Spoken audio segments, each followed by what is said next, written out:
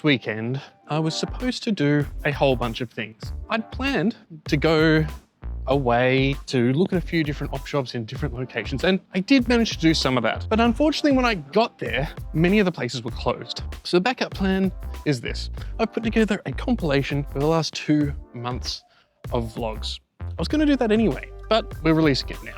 So come with me back to ye olden days of February 2025.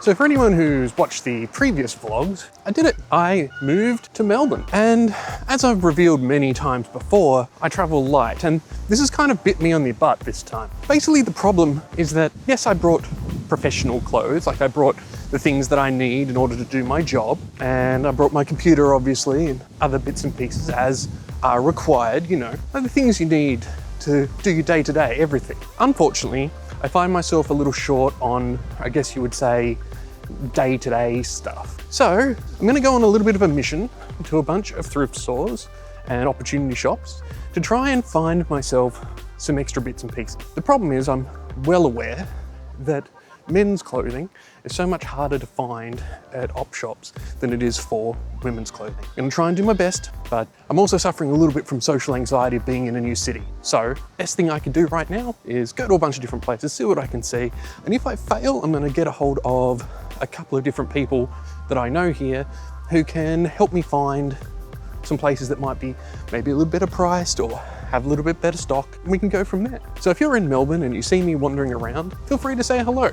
Just introduce yourself first, because, you know, I'll be like, why is someone talking to me? But then once that's done, I think I'm gonna make some cider. It should be a good weekend.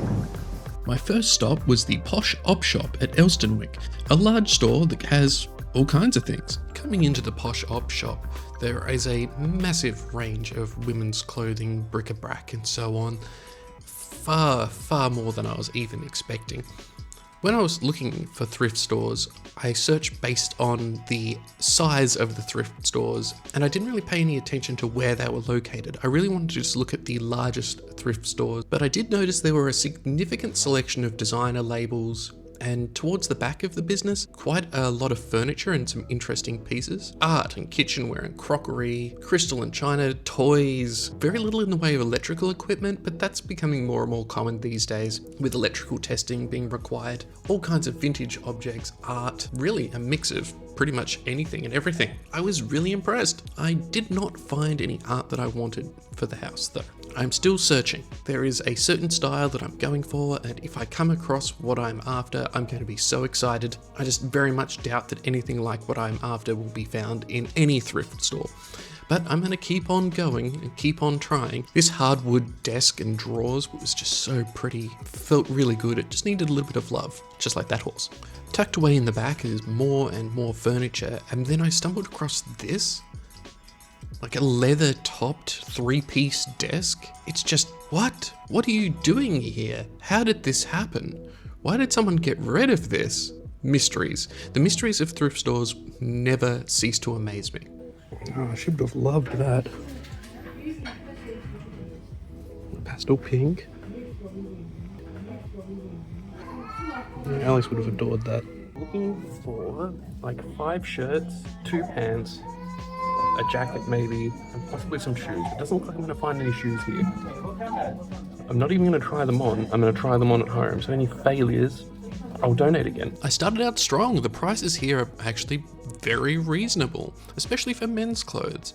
Normally men's clothing in op shops vary a lot in both quality and in terms of the prices you're going to have to actually pay. It's so often the case that when men's clothes get donated, they're at a point of almost no repair, where dry rot has started to set in, or the fabric is starting to fall apart in some way. My only real advice here would be, if you're shopping for men's clothes in opportunity shops, in thrift stores, is to just check the fabric and make sure that it's not going to come apart on you. I spent ages going through the racks here. There was a lot.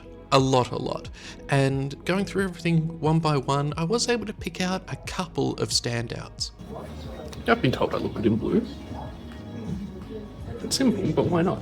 I had to take some time out to take a look at the housewares, different bits and pieces around, because my apartment at the moment is kind of bereft of, well, everything really apart from the basics. Sure, I have a bed and white goods, but I'm sort of a maximalist that's trying to be a minimalist at the moment, and I'm not really liking that. So here I'm basically wandering around and looking at anything shiny and trying to figure out, would that actually suit the vibe I'm going for? And more importantly, what even is my vibe? I nearly bought the milk cow. At least I think it's for milk, or is it a pig?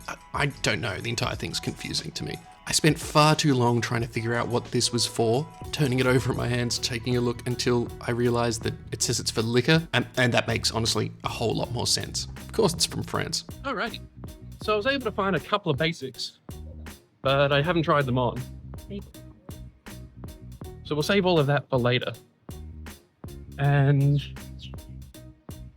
all in all, what I'm experiencing so far is exactly what I've seen elsewhere, which is that men's clothes in op shops, thrift stores, are so much harder to come by, especially anything that's in good quality. So I've got two Armani pieces. One's Armani Exchange, which is like the cheap brand, and one's Armani proper. It's a little bit overpriced for two t-shirts, $10 average price here. Well, $5 for one and $15 for the other. It's fine. You couldn't buy Armani t-shirts cheaper than that unless you got really lucky at some kind of other thrift store. So now I'm headed through to Windsor, and I'm going to the Windsor Storehouse Thrift. By all the images I've seen online, this place is meant to be really big. I don't know. Notes online saying that their men's selection isn't great, but it's also one of the larger chains, I suppose, of secondhand stores, thrift stores in Melbourne. Let's take a look, see what we can find. Without looking, how do I know?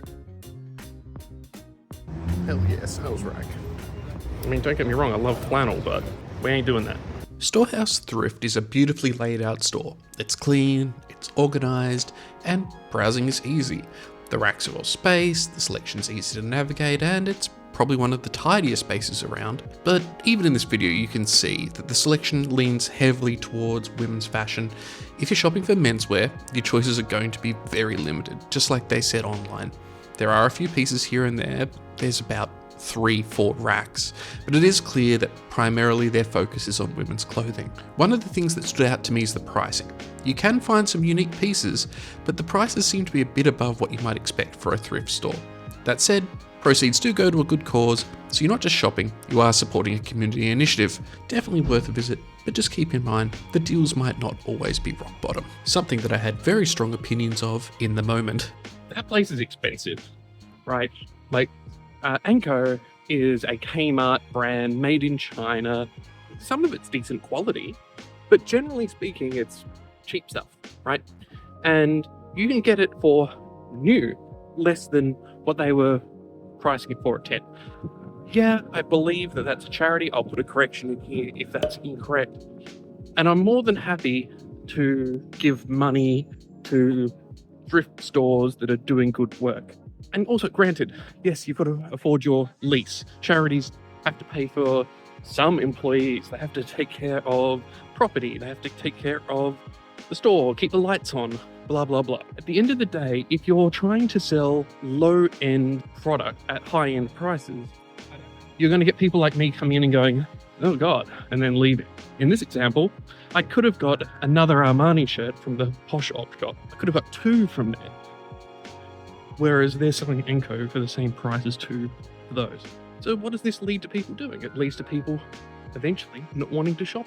It's the double-edged sword of trying to run a good thrift store and at the same time be able to turn enough of a profit to make a meaningful difference. Let's try the next spot. Let's see how we go. Bought absolutely nothing. Complete failure. Boo.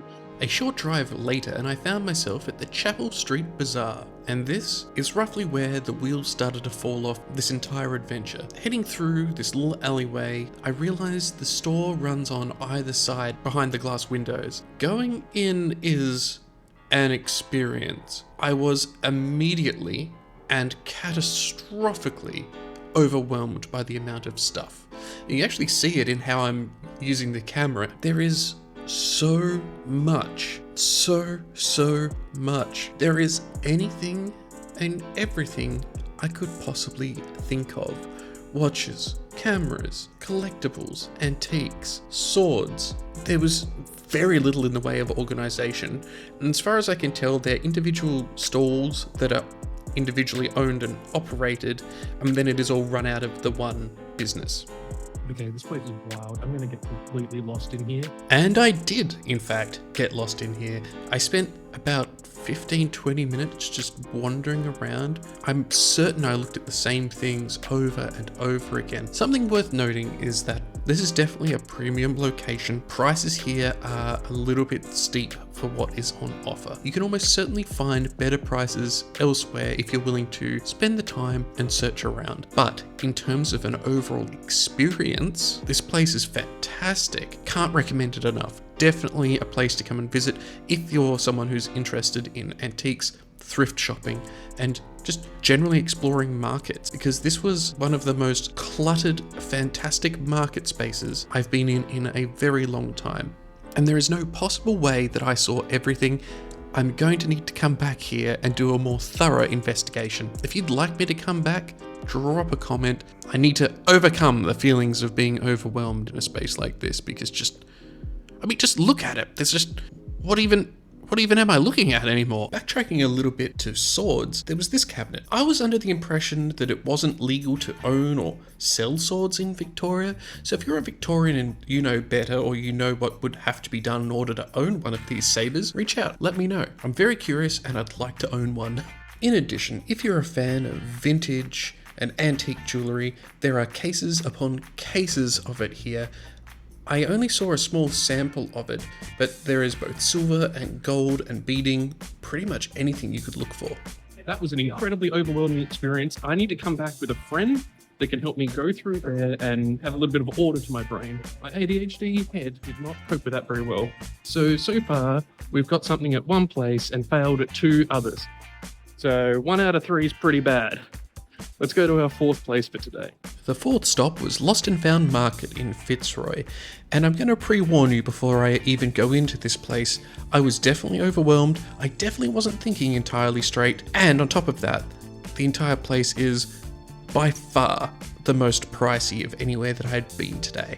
So I once again did not end up getting anything, but there was a lot to look at, and I think it would be nice to come back here with someone, go through it together, and have someone pointing out what they think is interesting. While I am looking over a few cabinets of different collectibles or antique items, it is worth noting that the majority of everything here is clothing, and it all appears to be in excellent condition. But like I say, you pay that premium price for that. You lose a little bit of the randomness because you know that the finds here have been curated to be good. And there's nothing wrong with that. There's nothing wrong with that at all. Unlike Storehouse Thrift, I didn't come across any Anko clothes here that were priced well above what they should be. But also, equally, I would not expect to come here and pay much less than what I would expect to pay retail. And in some cases, especially in the case of vintage or other items that might be a little bit more curious or rare, potentially you would be paying more due to the collectible nature of them. Such is the life of the secondhand store and vintage wear and antiques. I wasn't going to do it because I didn't want to go to any of the traditional large op shops, thrift stores, but I'm definitely going to go into Salvos now just to try and get some more stuff. Between feeling overwhelmed and not finding much in the way of what I thought would be good items for me, like many Salvo stores in Australia, it is hit and miss, but that's okay. That was at least a little bit calming, where I could just go through the racks, center myself, and try and consider, what it is exactly I'm trying to accomplish. Because as of this point, I've only got 2 t-shirts to my name, and that's fine and all, but it's hardly the thrift haul that I was hoping to carry out. It is what it is, I guess. Another short car ride to the Reg Cross shop, another thrift store, this one in Carnegie. Carnegie? Carnegie. I don't know how to pronounce the name of this place. Hopefully I never have to say it to anyone ever. This store is tiny, but everyone here is really, really friendly. The staff were fantastic, even though there wasn't really too much for me to get. However, in saying that, upon flicking through this rack and trying to open my mind a little bit, I came across something that was altogether too weird not to pick up and just take with me, because I've got some thoughts about it. Don't worry, it's coming along in a second. I think it's AI art, and I think, in fact I know, that it's a Shein product. Don't know what to make of it. It looks absolutely ridiculous. As such, I had to get it. Just look at this thing. It was $2 in the end. But what even is it? What are those? What? So if you're after something that's rather rare, or a vintage find, or high-end second-hand items, well, this isn't going to be the place for it. The selection is overwhelmingly pretty basic. Everyday wear, donated stuff, the occasional interesting piece if you're lucky, but hey, that's half the fun of thrifting, right? It is a treasure hunt after all. What did stand out were the prices. Like many Red Cross shops, they were super reasonable, while there are some places where prices have started creeping up a little bit. That is not something you'll experience here. Everything felt really fair, and it's definitely a good spot if you're on a budget, or perhaps just looking for a bargain or something to fit a need. Best part though, as I mentioned, was the atmosphere. The staff here are lovely and were happy to just have a chat and asked if they could help out with anything. It felt like the kind of place where I could pop in, browse for a bit, and I would just buy a small thing no matter what, just to support the shop, and I'd leave feeling pretty good about it. All in all, there's nothing groundbreaking here. But if you're in the area and just want a low-key thrift stop with friendly people, fair prices, this little Red Cross store is a nice one to check out. Who knows, maybe next time there'll be something perfect waiting on the rack. Alright, that was relatively successful. I got 2 items there, which is the equivalent of all the attempts that I made earlier, which is ridiculous. That gets me like halfway towards, well no, a third towards my goal. Let's try another spot here. My last stop for the weekend was the Salvos store in Carnegie. It's a small corner store, there's nothing flashy about it really, but sometimes spots like this can surprise you. I was really hoping to find some good stuff because honestly my luck had been running quite low. But yeah, walking in I could tell right away the selection's pretty limited. There were a few racks of clothing, a bit of bric-a-brac, quite a few books, but nothing that really jumped out at me. And you know, you get that feeling when you walk into a place and you think, oh yeah, I'm going to find something cool here. I did not get that feeling this time. I mean, there were some okay pieces, but nothing that I really wanted or needed. It was in fact a slightly disheartening start to my adventures, but I am glad to report things picked up rapidly from there.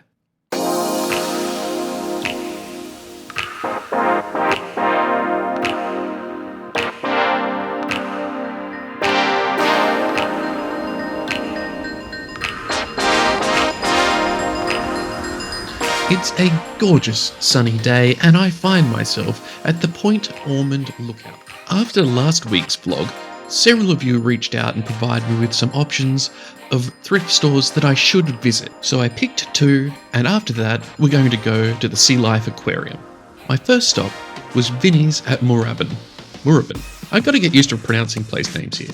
From the outside, it looked like many other Vinnies stores that I'd seen, but heading inside, you're greeted with a fantastic homeware section, amazing cabinets filled with all kinds of treasures and trinkets, and quite the selection of art. Nothing that fits what I'm looking for. Don't worry, the quest for art for the house continues. I will show you what the art is that I want if I come across it, but it ain't this.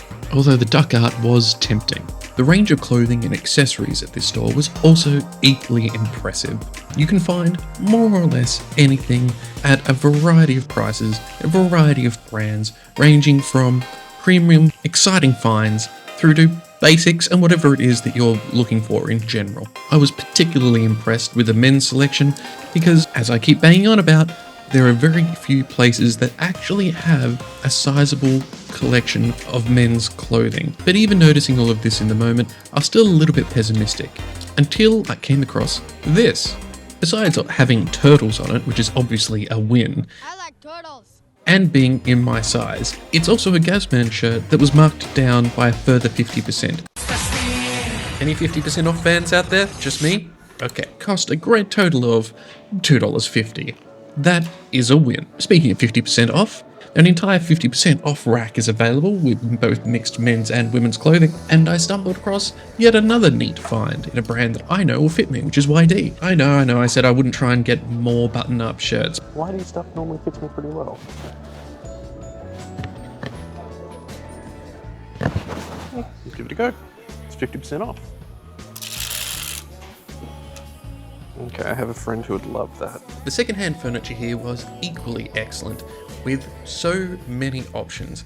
Nothing that, once again, would suit my needs, but $15 a chair and relatively low prices for couches, brilliant. Big selection, lots of options. I think I'll come back here if I'm looking for something in particular, because the prices were just so incredibly reasonable for items that often looked brand new.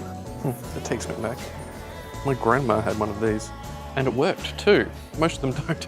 It was a fantastic recommendation. The store was awesome, definitely coming back here again, even though it is slightly out of my way. It was just brilliant. I even found 2 shirts, which I showed, but one has turtles on it, and I don't even care what the brand is. Gazman. $5 in my size, and I know it fits because extra large Gazman stuff always fits me. And a half price YD shirt. $2.50 for something, okay, yeah, it might not fit perfectly, but brilliant, brilliant. Thank you so much for the recommendations. My next stop is also a recommendation. Let's see what that's like. 20 minutes later. I've just arrived at my second recommendation, and this place looks incredible from the outside before I even have stepped foot inside. Let me just show you. It's easier if I show you. We're going in. After last weekend's unremarkable performance at thrift stores, I wasn't expecting to go 2 rounds for 2 with 2 excellent stores. Not that I need a dining set, but it does look good. Oh my goodness, it's huge. But being as this is a big warehouse-style outlet, which meant more stock, more variety, and hopefully more luck, my first impression was, as I said, this place is huge. Compared to the little corner shops I'd effectively been visiting, this is an entirely different vibe. There's racks upon racks of clothes, shelves filled with books, homewares, furniture, you name it. If you like a bit of a rummage, you're going to find something here. But like usual, I was magnetically drawn to the one cabinet in the store that contained camera equipment and old cameras. The cameras here were a little bit overpriced. But having a look at the accessories, I did spot something in amongst everything that was definitely going to be useful. I left a couple of my tripods back in Tasmania, and spotting a compact tripod like this sitting in the back behind some boxes, this will make getting some stable shots so much easier. This is actually going to be incredibly useful. I always like looking at the furniture section in thrift stores. You can always find something interesting, and I really liked the selection that they had out here. For a couch like that, that's actually incredibly reasonably priced. Wow. Speaking of wow, this dress is fantastic. Excuse my terrible footage. $150 for a dresser like that? What the? The homeware section was also impressively large. I should have come here from the get-go when I was trying to find things for my place, if only I knew it existed.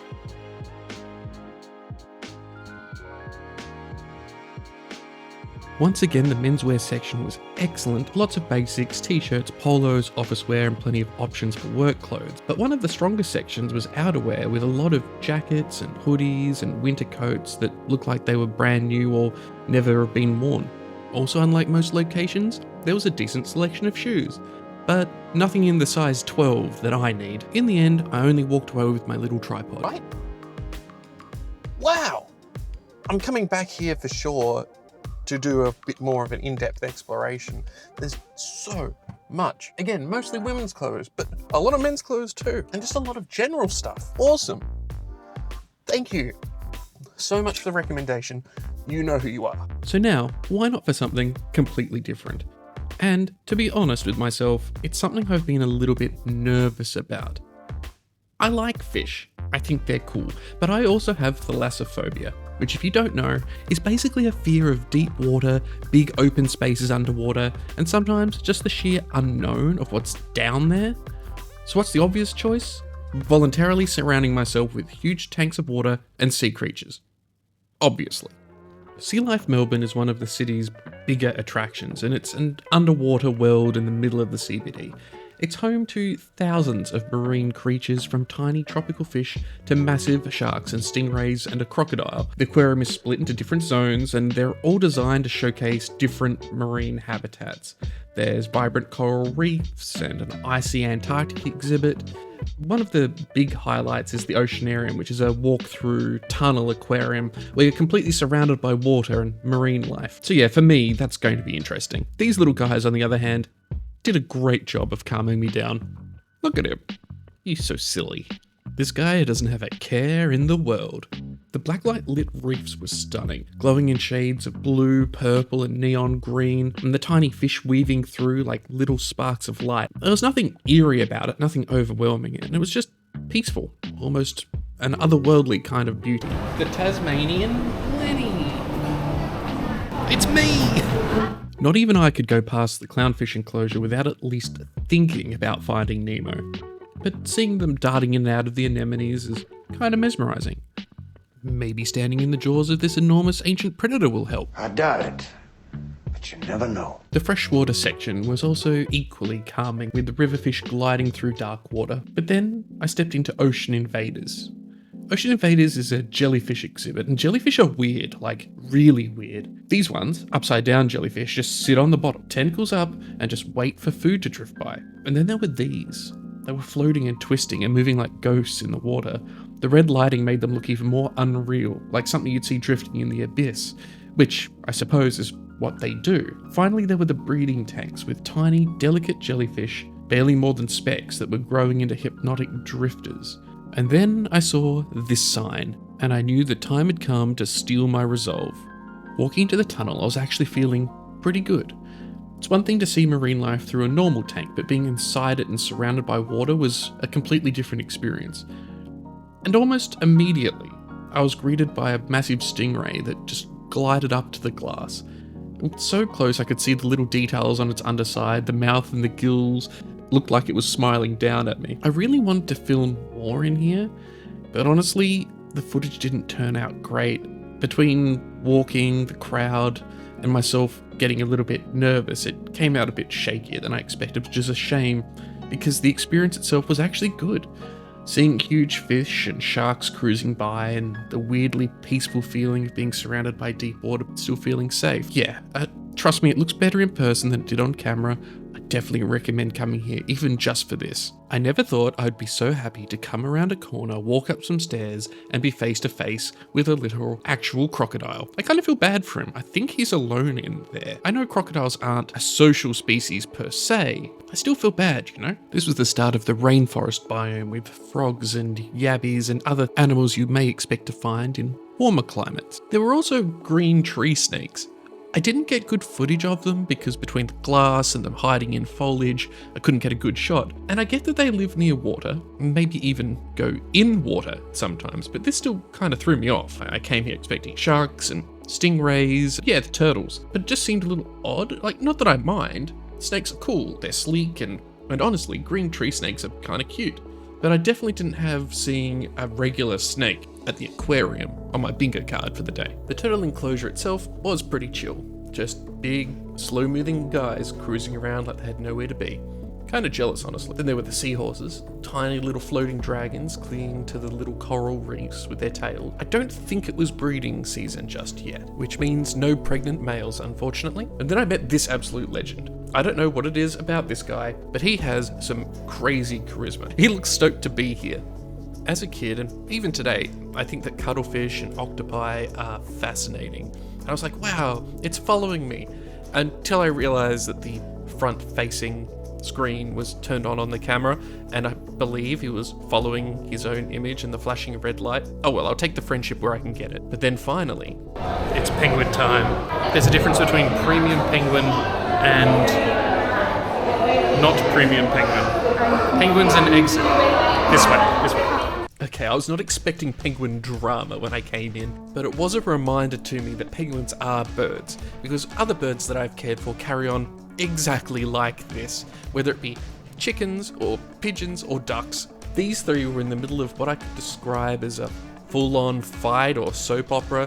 They were flapping, yelling, getting in each other's faces. They were clearly arguing about something. In contrast to that chaos, there was also this little guy. Just look at him, he's so cute. He's just a little ball of floof. It almost looks like he wandered out of another exhibit where he was supposed to be. Little dude, look at him, so floofy. This guy was hilarious. Every time anyone got anywhere near him, whether it be a human or another penguin, he just ran and he hid it behind the biggest penguin he could find. Interestingly, when the keepers were wandering around feeding them, most of them weren't that interested. They were more keen on figuring out where they wanted to stand or trying to get back to their other non-public enclosure. But the best part was getting to see them swim. On land, they wander around, they trip over themselves, and they get into arguments. But in the water, they were truly graceful. And I stood here for a really long time just enjoying their antics. I can definitely understand why the aquarium chose to put these birds, as charismatic as they are, right at the very end.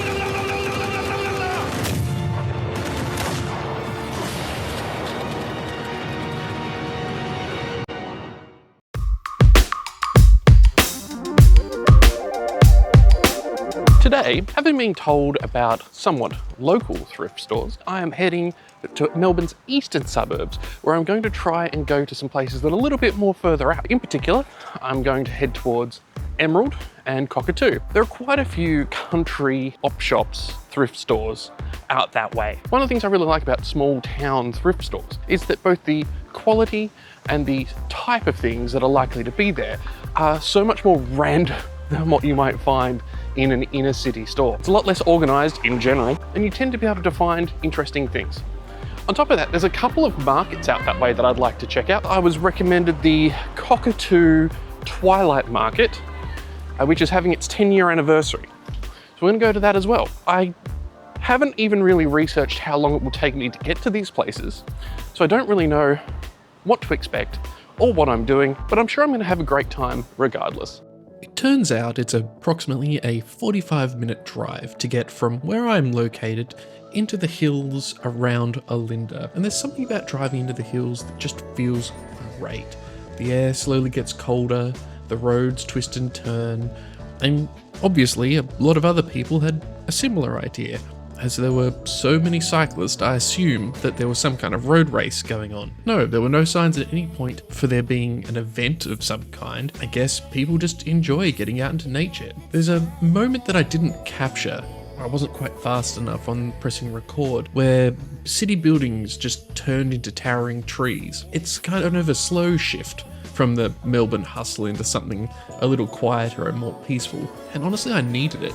It was a great way to start the day. And speaking of starting the day, I'm going to start the day with some breakfast. Olinda as a town has classic mountain village charm. It has cute cafes and boutique shops and that crisp, fresh air that makes you feel like you're miles away from anything. In saying that, I was mostly interested in the cafe part, because I didn't want to start what was potentially going to turn into a treasure hunt on an empty stomach.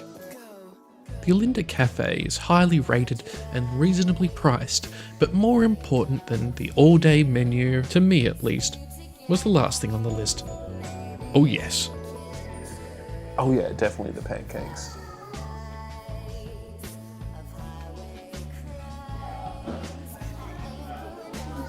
Hot. Hot, hot, hot, hot, hot. Suitably fed, you can go out the back door of the Olinda Cafe and to the right, where you will find Mountains of Sweets. Mountains of Sweets is an iconic, old-style lolly shop that sells lollies from all around the world, and I wasn't going to come all the way and not stop in and at least take a look. As I said, they're packed with lollies from all over the world. There's British chocolates, American candy bars, Dutch licorice. If there's something you liked as a kid or something weird you've not tried before, chances are you'll find it here. And once again, I find myself a little overwhelmed. Do I just go classic and get some sherbet bombs, or do I risk it all on something that's just mystery flavoured that I have no idea what it is whatsoever? Regardless, I'm pretty certain the Arizona Iced Tea CEO would be unhappy with that price. Youch! Maybe I'll just embrace chaos and buy way too much. Either way, this place is dangerous, especially if you happen to be a camel.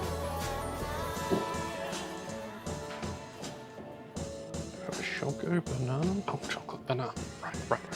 Just out the door and to the side is Eclectic Memorabilia, which I noticed was open and it looked like my kind of thing. Heading inside, it was packed to the rafters with interesting items. Everywhere you look in these shops, you can see something that's curious or odd or cute or something that I just wanted to touch and feel. I need them. I shouldn't, but I want them. Besides the impressive collection of collectibles, there was also a lot of homewares, bowls, cups, plates, that sort of thing, but also a lot of vintage Tupperware, which I've been led to believe is quite collectible these days, because it tends to command quite a price anywhere I go to look. There was also these nesting swan ducks things. They're so derpy. Not bad, but I think my first find was better. Although, pinguinos. Huh.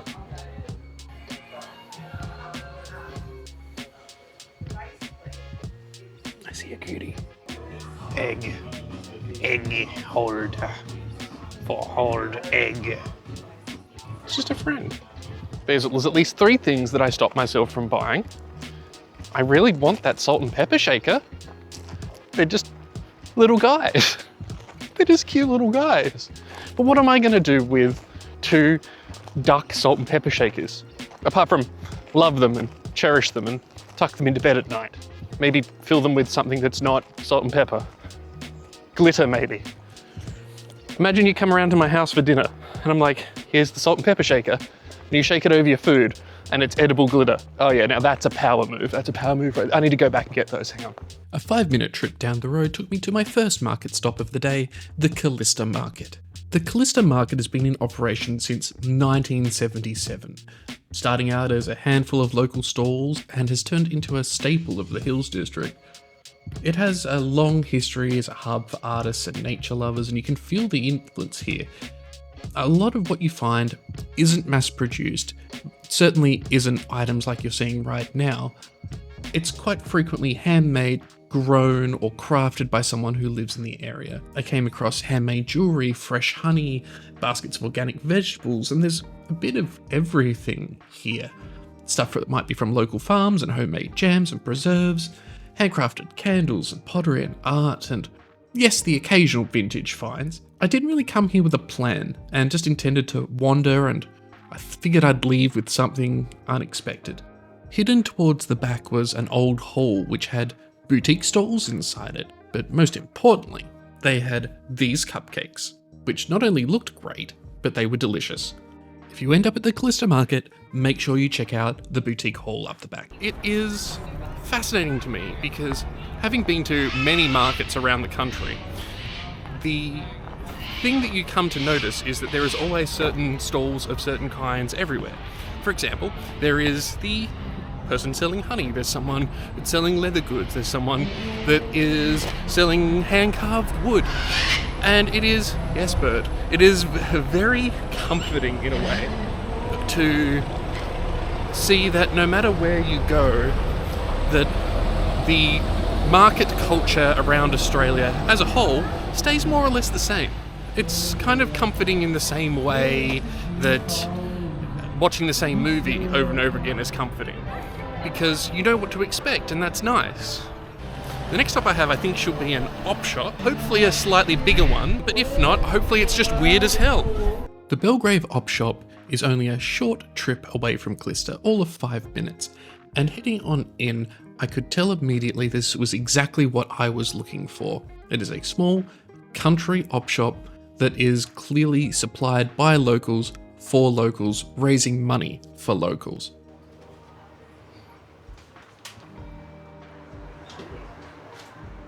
This tripod looked really convincing until I grabbed it and realised it was entirely made out of plastic and probably a children's toy. The racks here were an absolute lucky dip, and I found one of the coolest shirts that I'll never be able to wear. Unfortunately, an extra small would only fit probably half of my torso. In the moment, I was not pleased about that at all. However, my pick from the men's section is an industry jacket, which for $30 is pretty much the best bargain you're going to get. It looked new. And one of these jackets normally retails for $100, $120 odd off the rack at the store. Putting some of my vintage clothing knowledge to use is this La Dame Gold, an Australian-made wool cardigan. These were made in the 1990s, and on Etsy they would sell for approximately $100 to $150, depending on their overall quality. I love small country op shops like that because you actually find interesting stuff, far more interesting than what you'll find in any city op shop. Generally speaking, because the variety that you find is just different because people throw things away at different rates. So you're far more likely to find older things, vintage items out here. I say out here. It's Belgrave. And I'm still not familiar enough with Melbourne and surrounding suburbs and surrounding towns to know for sure if this is considered out there or not. I'll ask some questions. I'll do my research. I'll get you an answer. This sign was out further down the road, but there was no actual shop signage. But as I entered, I overheard the staff telling another customer that there was a reading room downstairs, and I'm always one to have a peek at vintage books. This very much felt like wandering through someone's house and someone's library, but I was able to find a sign that told me I had the pleasure of being in Carlotta's treasure shop. Besides the impressive selection of books, both fiction and non-fiction, there were a lot of craft supplies here. There was something I noticed a little while ago, which was that craft supplies at a reasonable cost are few and far between these days, so it's always good to see options out there for the thrifty crafter. That lamp, by the way, incredibly heavy.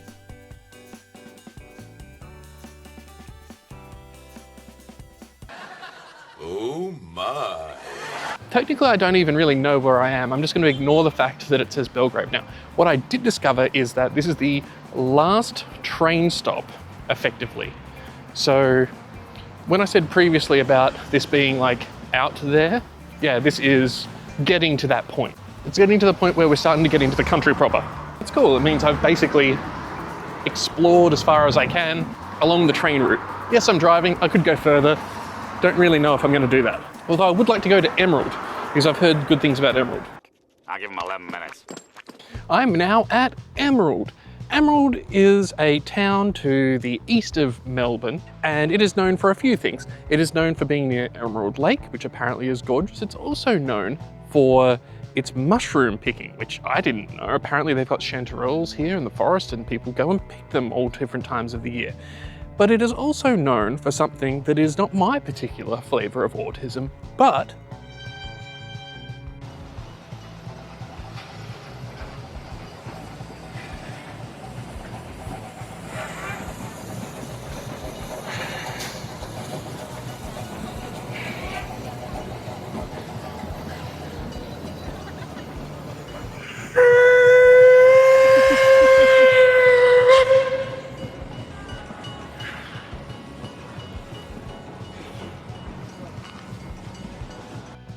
and that is called Puffing Billy, which is a local heritage steam engine. Very cool. Now to the Emerald Op Shop. I think it's just called the Emerald Op Shop. I'll correct it if that's wrong. Fernlea Shop of Opportunities. Okay, that's fine. Oh, hell yeah. I can throw these in the soup. This is so cool. This reminds me of my grandparents' house, like the collection of old books. It's so cool. Oh, wait. I found it, finally. This is where it is. It's been here the whole time. The literature. The Fernlea Shop of Opportunities also had a significant amount of homewares, including some things that I know are pretty collectible, like Royal Doulton and other china. I've been here all of 10 minutes, and I can definitely say if you find yourself in Emerald, come to this op shop. It's fantastic. If you sew or knit or in any way are involved in physical art, this is a fantastic place for very reasonably priced supplies. I love places like this because you just never know what you're going to find. It could be anything. It could be a brand new car. It could be a Delta Kinetic Wireless Doorbell. $12. come to Emerald, it could be yours.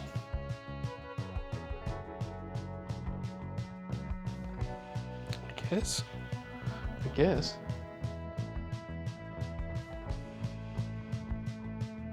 What?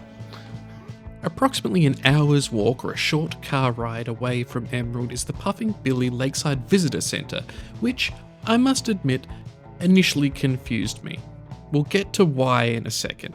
That's really cute. Maybe it's just me, and maybe it's my expectations of a visitor centre or a tourist centre. But I feel like, as far as tourist centre goes, a visitor centre goes, I haven't really been given any information about what I'm experiencing here.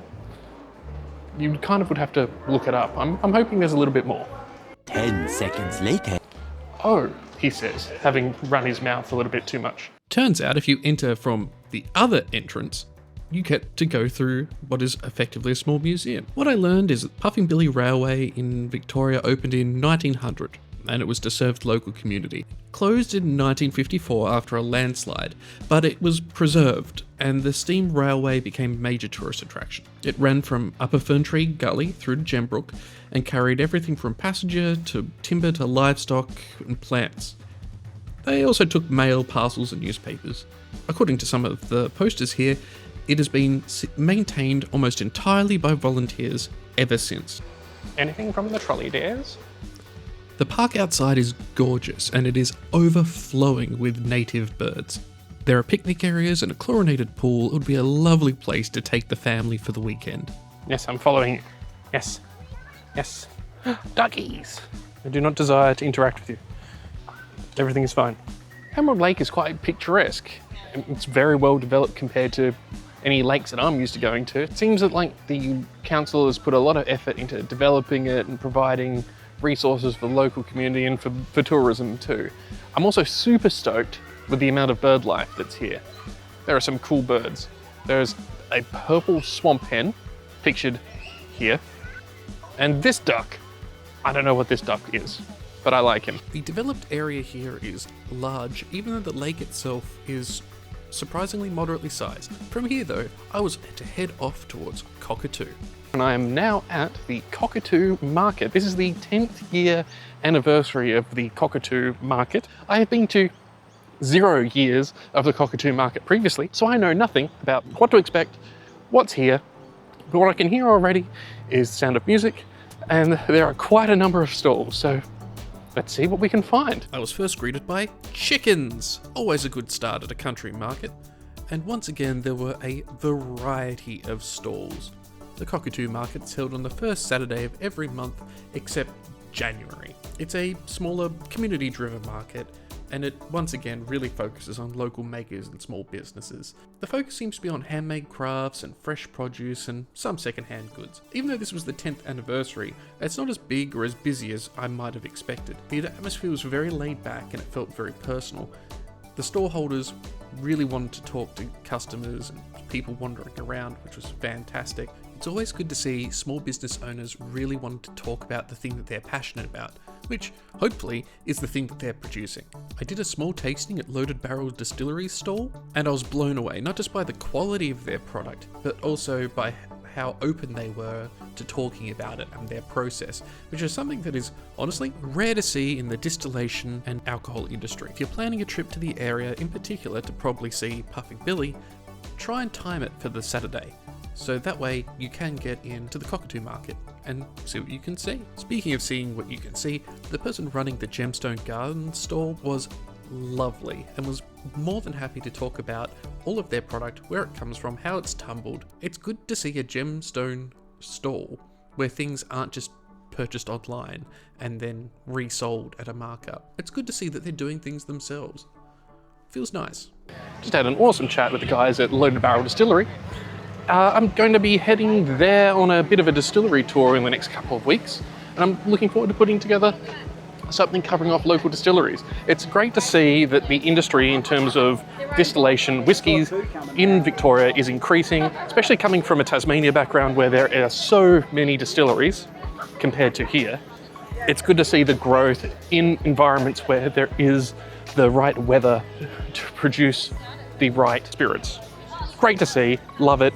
Love local produce. With the day starting to get late, I jumped back in the car and went back down those same twisty roads, heading back towards Melbourne proper. As far as days go, that was great. I got to see a lot of country. I got to see a lot of different things. I was absolutely right about the thrift store situation, in that the further out you go, like I say, the stranger it kind of gets, which is good, which is a good thing. If you want small collectibles, I think heading further out of the city is a good idea. Also, meeting the people from that distillery was great. And I have an idea for a video in the future now. I'd like to go to many of the new distilleries that Victoria has on offer, because it turns out the Victorian distillery industry is a little less developed than the Tasmanian one. That means you get all of these interesting new businesses coming along. And a little bit of research has shown that the Victorian government is offering grants for businesses that are establishing themselves in the distillery industry. So even government is recognising that there's money to be made here and that there are things that can be done. So in a couple of weeks, depending on me finding someone who's willing to drive me while I try all these delicious whiskies, we'll do a distillery tour together, or several. I feel like getting a couple done in a weekend would be great. Not too many though, I'll just be sliding along the floor. Just a lovely weekend, great time. And not to worry, the distillery tour is definitely still coming up.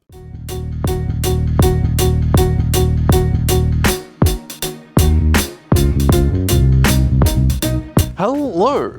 And this weekend I find myself heading towards several markets around Greater Melbourne. I'm looking to head towards some of the bigger markets this time around, as opposed to any of the smaller ones, and I'll probably stop by some thrift stores along the way. In particular, I'm going to go to the Prahran market, which has been in operation for over 160 years. I'm also going to head to Fitzroy, as there's the Fitzroy market. And while I'm there, I'm going to go to the Fitzroy Makers Market, which I'm very much looking forward to. After that, I haven't been to the Queen Victoria Market, which is a Melbourne institution, in years, since I was a kid. So I'll be headed there as well for a quick look around. No doubt I'll stop along some other places along the way, so let's get to it. I took a slight detour to drop by the Brighton Soul Market. It's a little bit of a mix of different things here, but there overwhelmingly is some great street food. Being here nice and early, no crowds as of yet, come and join me. The Brighton Soul Market is a relatively new addition to Melbourne's market scene, first established in December of 2019, but it's already built a strong reputation. It started as a way to showcase small businesses, independent makers, sustainable brands, and had a focus on ethical, handmade, and locally sourced goods. Kind of like a farmer's market or secondhand fair, but more about creativity, wellness, and community. There are a mix of stalls here, from artisanal goods, handmade jewellery, skincare, boutique fashion, and there's a strong focus on stalls selling eco-friendly product. No market is complete without great food, and the Brighton Soul Market definitely delivers on that too. Their stalls offering everything from freshly baked treats, local coffee, some vegetarian plant-based snacks. There is a great mix of small batch, high quality food options that fit right in with this market's relaxed, semi-boutique vibe. I, for one, saw someone selling handmade Momo dumplings on the way in, and I have a massive weakness for dumplings as a whole. There is nothing that could have kept me from that, but I still did my due diligence and let myself wander around for a little while before going straight back there and getting some chicken Momo.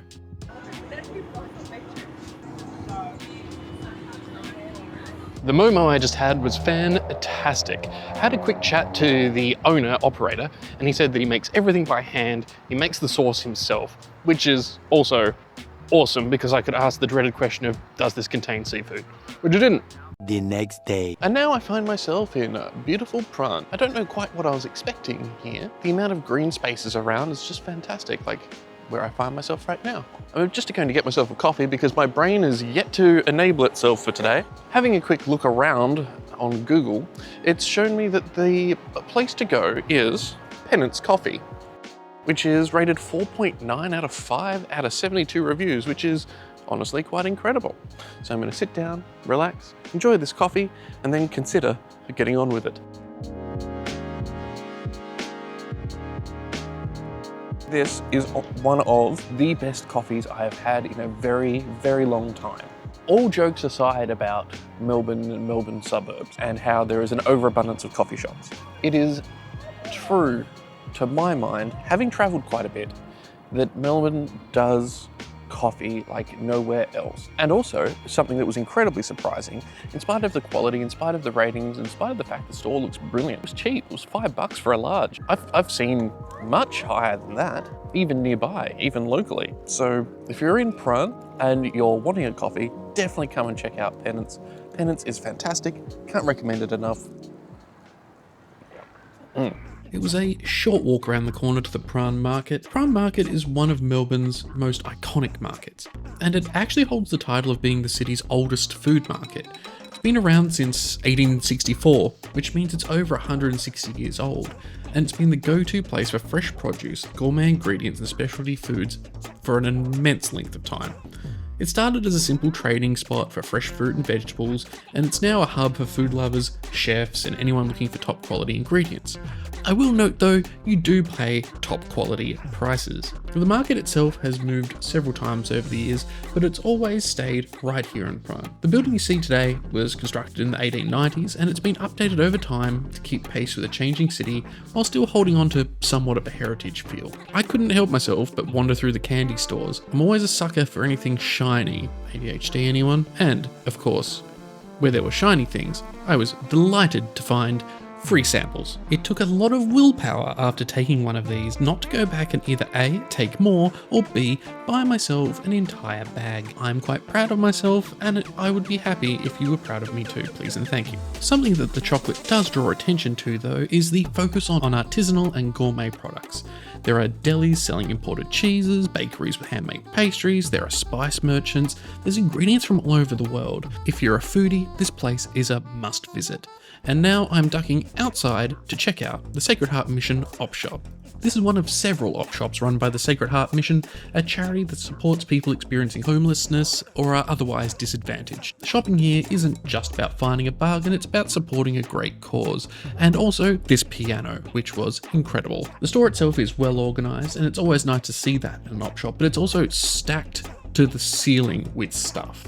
There's things everywhere, and I really enjoyed the selection of books. Oh, biscuits. Even though it is not the biggest thrift store, there is a solid mix of clothing, accessories, homewares, and there's a almost quirky, unpredictable feel to the space, which I definitely dig. Once again though, none of the art matches what I'm looking for. This bureau is gorgeous, and I was very disappointed to see that it was sold. This lamp had one of the worst textures I've ever touched in my life. Brother, What was not on the other hand, was this cabinet. The wood was solid, it was lovely and smooth, and I really liked the glassware too. It's always nice to go through the glass cabinets at thrift stores. In saying that, I didn't see too much in here that was of interest to me. I've noticed an increase in Egyptian themed stuff lately. I did buy this hippo as a gift for a family member though. I also spotted these on the way out, which is a lot of punk aesthetic for only $8. Prahran really surprised me. It has such a great mix of energy, and it feels like, to me at least, there's always something to check out. I only scratched the surface today, but I'm going to have to come back and do a part 2 where I tour around some cafes and maybe some other vintage stores. A 40-minute car ride later, and I was in Fitzroy, heading to the Fitzroy Mill Market, and it was flat out. The Fitzroy Mill Market is one of Melbourne's well-known vintage and second-hand markets. It's housed in an old industrial building, which certainly adds to the unique atmosphere, and it doesn't have necessarily the long history of some of Melbourne's traditional markets, but it has built a strong reputation as a spot to go for high quality vintage fashion, antiques, and retro collectibles.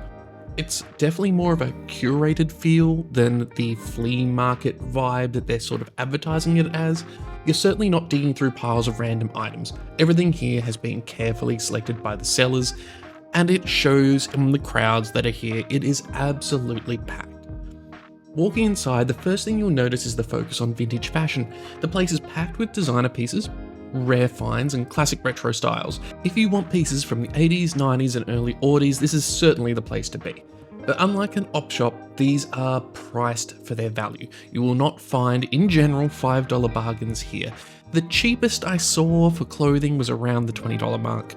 Beyond fashion, there are other cool stores. There are some homewares, jewellery, quirky decor. You can absolutely lose a couple of hours just going through the different stalls, especially if you love retro aesthetics and well-preserved vintage pieces. I will be honest, it isn't cheap. These are premium vintage items and the prices do reflect that. You're paying for quality, rarity and curation rather than just random secondhand goods. That said, the market is hugely popular and people certainly don't seem to mind spending a bit more for something unique. Maybe you're after a statement fashion piece or some kind of cool retro collectible. This is one of Melbourne's best spots to find something special.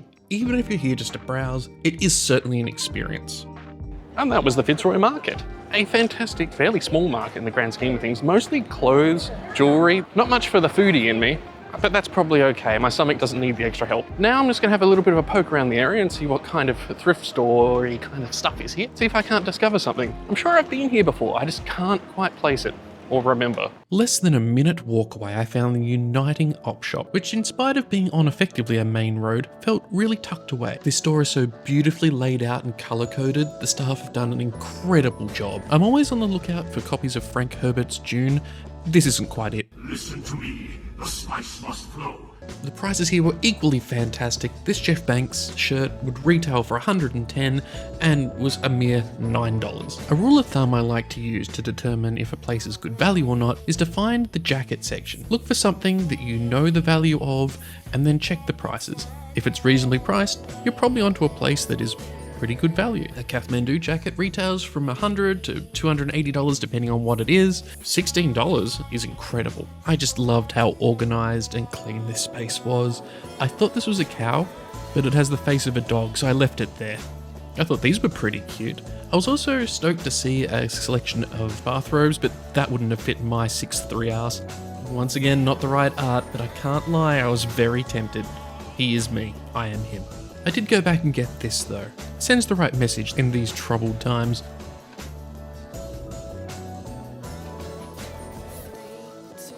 If you're in Fitzroy and you want a bargain, you should definitely come to the Uniting Op Shop. Also, sorry, but there is a small market-based rant incoming. And that basically is my problem with a lot of market stalls. You can't, on one hand, offer a shirt that's $40 and then turn around and find this pretty much the same thing in an op shop not 50 metres away for $2.50. Feels bad, you know? What was not disappointing, however, was the Rose Street Makers Market, which has been in operation for around 20 years. There was a fantastic selection of stalls here, ranging from things that were more or less purchased online and repackaged, through to the items that are 100% made by the people who are running the stalls. And that is what I was actually there for. This candle store smelled incredible. I really enjoyed the amount of pottery that was on display as well as printed art. Look at this guy. Hell yeah, the booty. I do like candles and I do like being rude, so maybe I do need to add some rude candles to my home.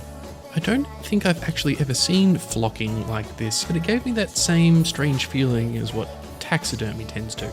I'm definitely coming back here for some of these postcards though for people's birthdays and special events. Oh heck yes. One thing I really noticed was how relaxed and community driven the whole market felt. A lot of the vendors were definitely the actual artists and designers, and you could just talk to them about their process and the materials, and I heard multiple people commissioning custom pieces that made shopping feel like it was a more personal experience, and it definitely wasn't the case of just grabbing something off a shelf. It's definitely the kind of space where I would like to have a market stall someday. My final stop for the day was the Queen Victoria Market, or the Queen Vic, which is one of Melbourne's most iconic landmarks. It had been years since I last visited, so I was excited to see how things had changed or if they'd more or less stayed the same. It spans over 7 hectares, and makes it the largest open-air market in the Southern Hemisphere. It's been a huge part of Melbourne life, and it's been active for well and truly over a century, being first established in 1878. And it's known for fresh produce, specialty foods, clothing and souvenirs. There's a lot here for everyone. The Queen Vic Market, as I said, opened in 1878, which makes it over 145 years old. It was originally built on land that was used as a cemetery. And yes, there are still thousands of bodies buried beneath the market today. Despite these eerie beginnings, the market quickly became a hub for Melbourne's growing immigrant population, with traders from all over the world setting up stalls to sell fresh food and goods. Over the decades, it survived wars, economic downturns, and even demolition threats, but through it all, it's remained a crucial part of the city's culture. Today, it's actually recognised as a UNESCO Heritage listed site, which preserves its legacy as one of Australia's most historic trading hubs. The Queen Vic is known for having a huge variety of clothing, souvenirs and handcrafted goods, and you can find everything from Australian-made leather and wool products to budget t-shirts, jewellery and accessories. And when I say budget, it's easy to look at the prices here and fall into the trap of thinking, oh, that's actually fairly pricey. Having cross-referenced a lot of the prices out in the market, it's actually completely reasonable. There are some stalls that sell vintage and second-hand items as well, so it can be a fun spot to hunt for bargains. But whilst there are some bargains, prices may vary depending on whether you're in the more tourist-heavy sections or you're in some of the more tucked-away corners of the market. Oh my. I like the art stalls, and this pop-up paper product place proved perfectly pulchritudinous. I definitely liked it, and I'm going to come back here when I have a little bit more money to get some of them. Also, I know this is all mass-produced, but it looks awesome. It might upset some of the Dutch audience, but I did not stop for any of these pancakes. Get it, buddy. Yeah, get it, buddy. This is the section that actually drew me back to the Queen Vic, finding out that there was a specific book section. Wandering through, there was so much to take in from both fiction and non-fiction. There were a heap of stalls that I was personally very interested in. My grandparents had a hallway that was more or less a library, and in that library, as a child, I remember being blown away by all these odd books on different topics, all mixed in amongst one another. It felt like sneaking through a wizard's tower looking for tomes, when in reality it was mostly books on the history of World War II, and books on sciences that when they came out were probably already way out of date. I remember this one in particular talking about how amazing asbestos was and how we should use it for more things in day-to-day life. Yeah, that didn't age very well. It goes without saying then, with its heritage status, with its long-running nature, if you're in Melbourne as a tourist, definitely come to the Queen Victoria Market. I guarantee there will be something here for you.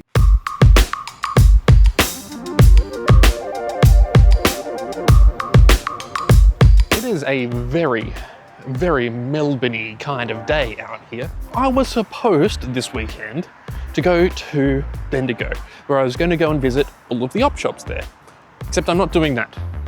I'm not doing that for a couple of reasons. Reason number one, it's a 2-hour trip approximately to get there, and I have the worst headache in the world. So I'm going to try and cure that headache. How am I going to try and cure that headache?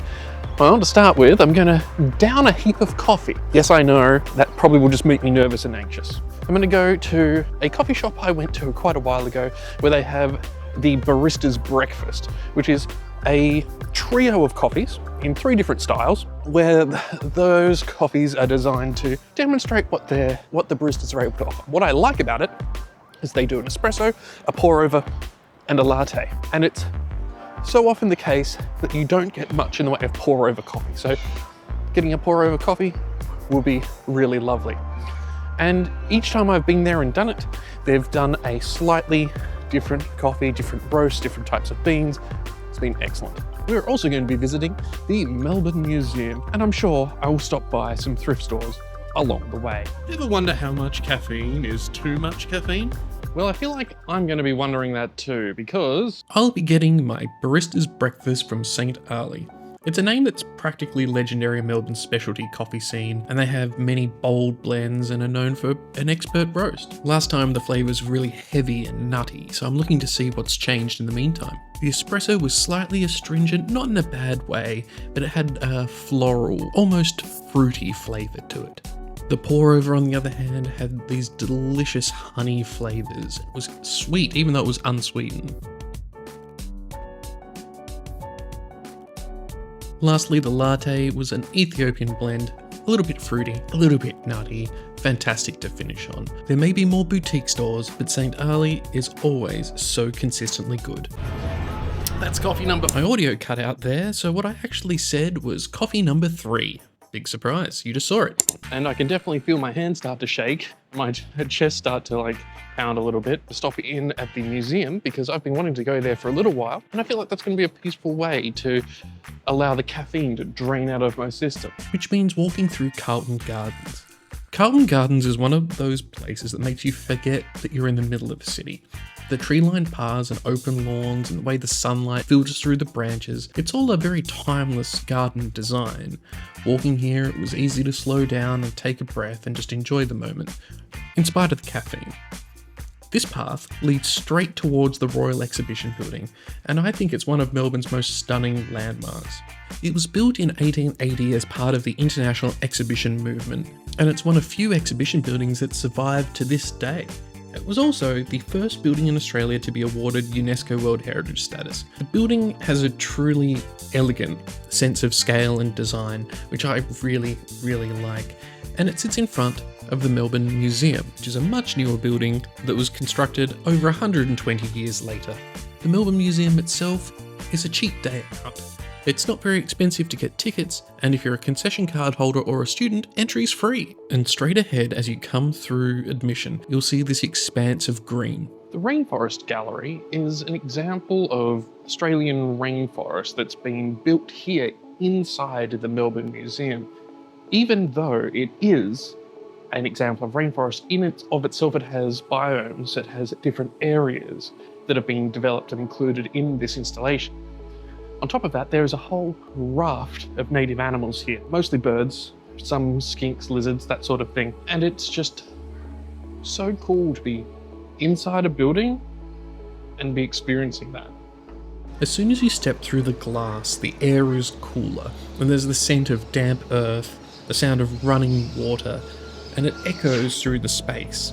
It's quiet and reflective, and a strong reminder of the ecosystems that exist just beyond the city, and how easily they can be overlooked. I'm going to keep quiet for a minute, just so you can take it in.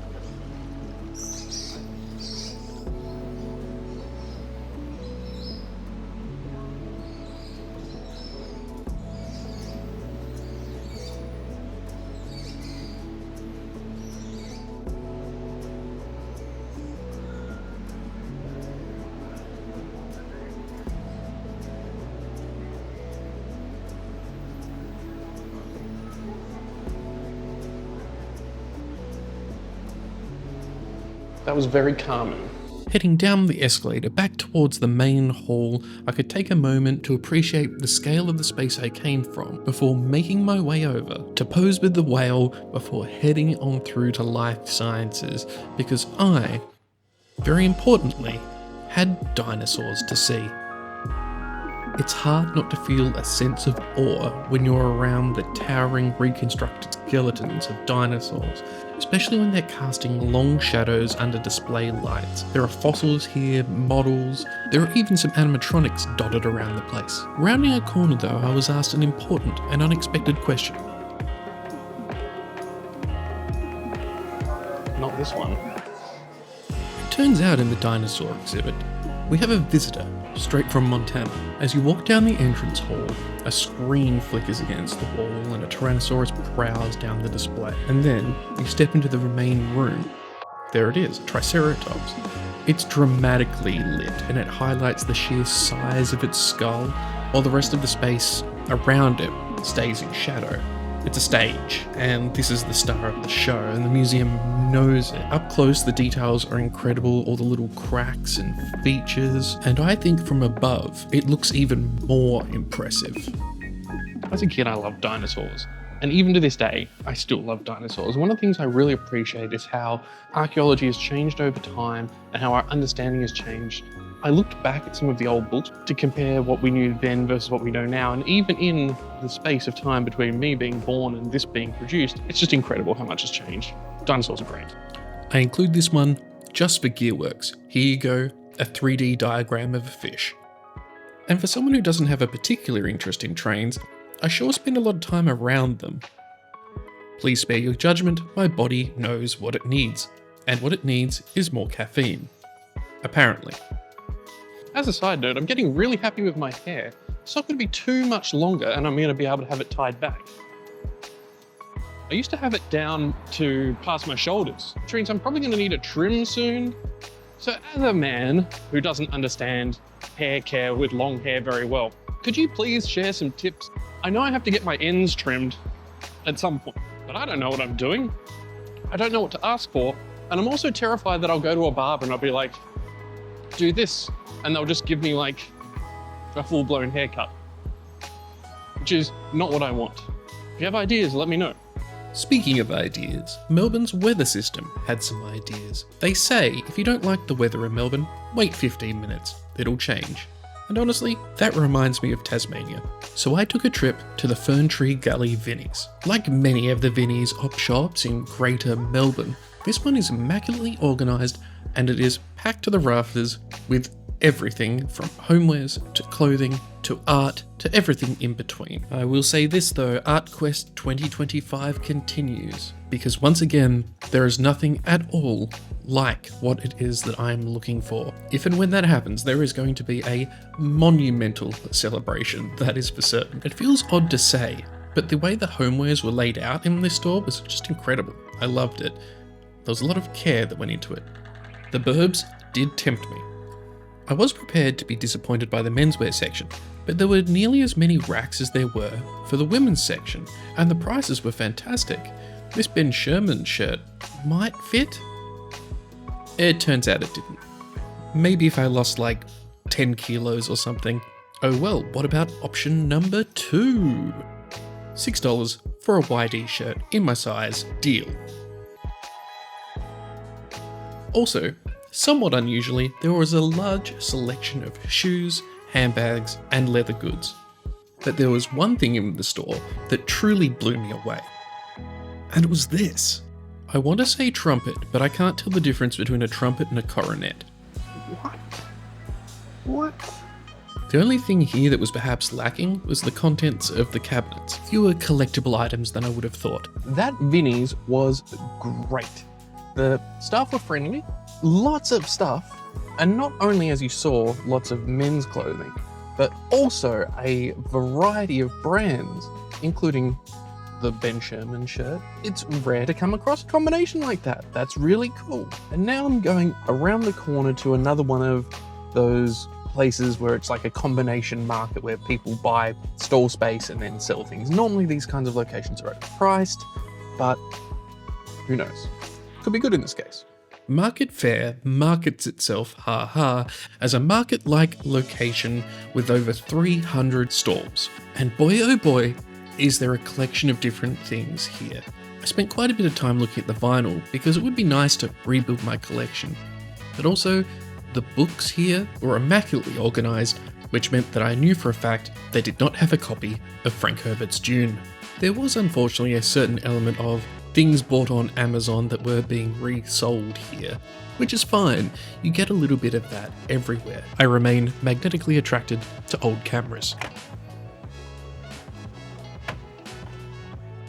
I bought mine for $15 each. I have like 7 of those. In the antique world and second-hand market, it's very easy to mistake age of a thing for value of a thing. And this is also creeping into the vintage camera market. Look at this gentleman. Look at how he is standing. I was stoked to spot some older game consoles. Is that what Nintendo 64s go for now? Holy shit. And quite the selection of games and old Game Boy accessories. There was a Game Boy Light that I saw just here in the centre.